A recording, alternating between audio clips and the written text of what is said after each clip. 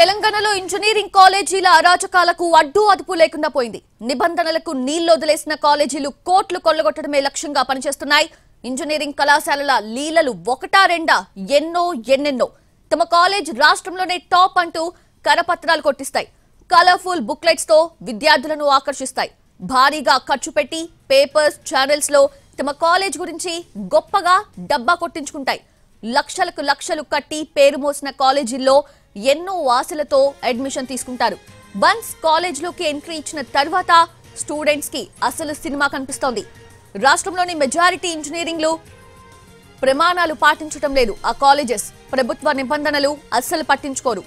అంతా మా ఇష్టం అన్నట్లు ఇంజనీరింగ్ కాలేజ్ యాజమాన్యాలు వ్యవహరిస్తున్నాయి.